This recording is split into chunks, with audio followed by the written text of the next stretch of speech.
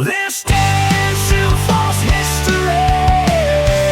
This day in Sioux Falls history is brought to you by Thomas James and Bechtold Jewelry, the oldest jewelry store in South Dakota, using time-tested techniques to restore and repair jewelry and using the latest technology to create custom pieces. Thomas James and Bechtold Jewelry, 325 South Phillips Avenue in downtown Sioux Falls. It was on this day, August 27th, 1927, Lucky Lindy, Charles Lindbergh came to Sioux Falls. Lindbergh, who had completed the first solo flight across the Atlantic just a few months earlier, was kind of taking a victory lap across the nation with the very plane he had flown over the pond, the Spirit of St. Louis. In mid-August, the young man, who had grown up in Little Falls, Minnesota, just a few hours east of us, started making stops in our neck of the woods. Each stop he would land, he would then give a speech, sometimes take part in a parade, sign some photos, and then take off for the next lucky town. Lindbergh stopped in over 80 cities across all 48 states at the time. Alaska and Hawaii were still 30 years away from being states. But in his tour, Charles Lindbergh became perhaps the most well-known person in America at the time, having directly spoken to nearly 1/4 of America's population in his stops across the country.